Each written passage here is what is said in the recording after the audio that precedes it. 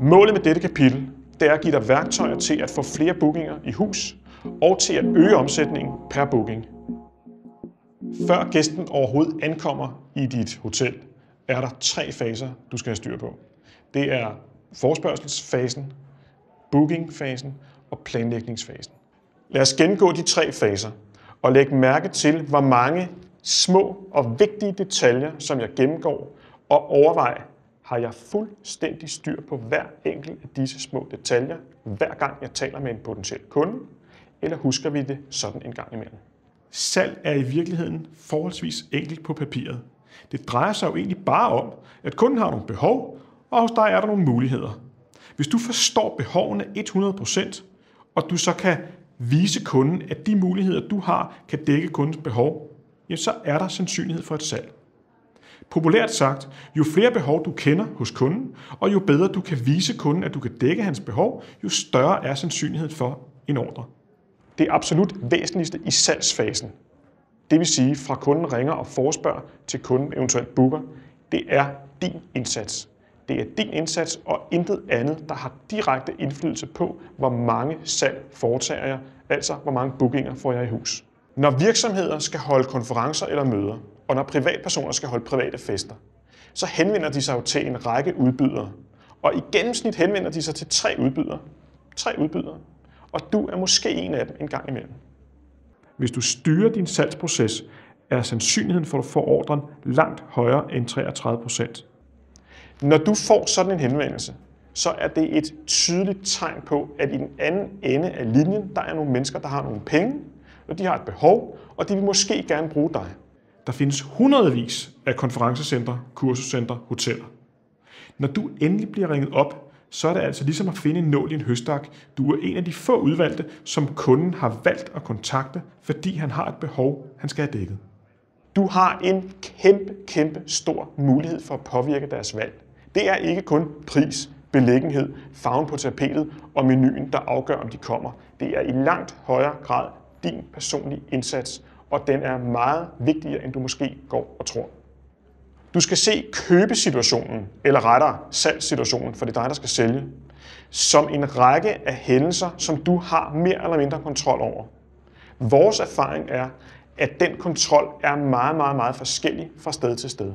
Nogle steder er det os som potentielle kunder, der bestemmer. Andre steder oplever vi, at der bliver taget styring på en positiv måde. Det, du skal være opmærksom på i det her kapitel, det er, at der er kæmpe forskel på at være ordremodtager og så på at være sælger. Prioritering er et nøgleord i det job, du har, når du er i bookingen.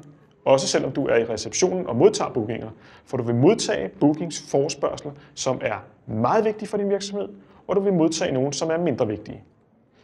Ringer Novo Nordisk eller SAS eller Danske Bank til dig og skal møde op med 5 mand til et møde, så kan man sige, at det er en ikke særlig vigtig ordre, for det er jo kun ganske få gæster, og det er højst sandsynligt ganske kort tid.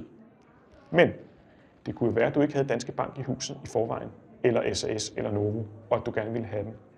Så kunden kan godt være utrolig vigtig, og dermed ordren utrolig vigtig, fordi du gerne vil vise, at du godt kan, og du regner med, at hvis de 5 mennesker får en god oplevelse, så kommer de nok igen, og så tager de måske 500 kolleger med næste gang. I salg bruger man meget begrebet delaccepter. En delaccept er ekstremt vigtig, for den er et signal til dig fra kunden om, at du er på rette spor. Jeg har en tommelfingerregel. Når du modtager en e-mail, så besvarer du den hurtigt, og du besvarer den med et telefonopkald.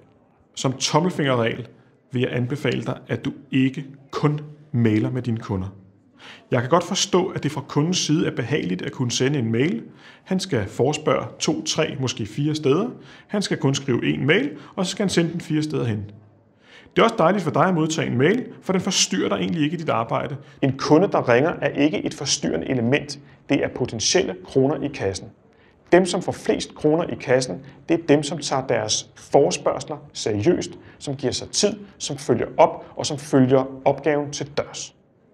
For at give dig noget inspiration, ligger der på hjemmesiden et konkret værktøj, som du har adgang til at downloade. Det værktøj handler om, hvilke gode spørgsmål kan jeg stille i forespørgselssituationen. Altså, hvilke spørgsmål kan jeg stille for at øge sandsynligheden for, at kunden handler. Tjekliste for bookingen. Besvar telefonen hurtigt. og giv dig god tid til kunden. Er der meget travlt, så tilbyd at ringe tilbage til kunden, når du har god tid. Vær venlig, imødekommende og positiv. Kunden er ikke ekspert og forventer tålmodighed og forståelse. Vis interesse. Spørg til mødets formål, spørg til virksomheden og spørg til deltagerne. Husk, alle kan matche din pris, men ikke alle kan matche god service og indlevelse. Husk, god service er direkte sammenhængende med god økonomi. Giv dig tid.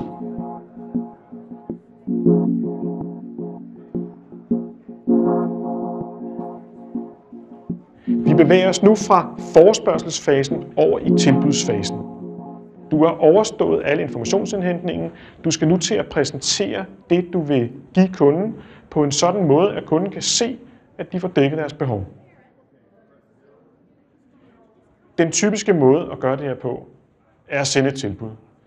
Et A4-ark, 2 A4-ark, 10 A4-ark, som vedhæftede dokumenter med en masse interne koder på, og en masse 27 paks og 2 retter og 2 bliver og 3, der rejser hjem og bla bla bla bla bla, og så en pris nede i bunden. Dybest set drejer salg sig om 2 ting. På den ene side har du kunden, der har nogle behov og nogle ønsker og nogle krav. På den anden side har du dig og dit hotel, der har en lang række muligheder. Hvis du forstår kundens behov godt nok, og du samtidig kan matche kundens behov med dine løsninger, altså de muligheder, du har, så øger du sandsynligheden for et salg markant. Prisen er ikke vigtig. Derfor skal du ikke begynde at tale pris med kunden. Du skal først tale pris i det øjeblik, du er sikker på, at du har forstået kundens behov, og at du har præsenteret den måde, I kan dække kundens behov på, sådan at kunden kan se, at I har styr på det. Der er 2 centrale ting, når vi taler tilbud. Det ene det er måden tilbuddet er formuleret på, og det andet er måden, jeg behandler tilbuddet på. Et godt tilbud er ikke en opremsning af priser, betingelser og muligheder, datoer og mad.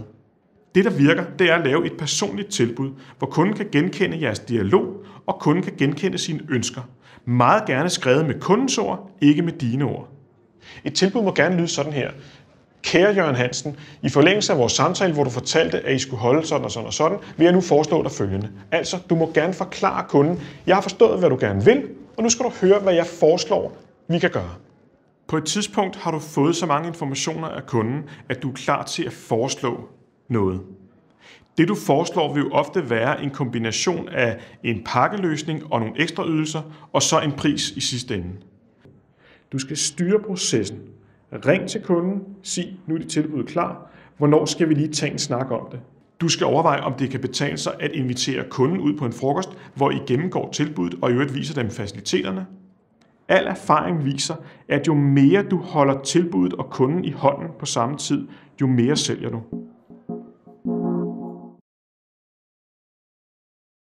Gennemgå dagen med kunden og nævn alle mersalgsmuligheder, som du finder relevante.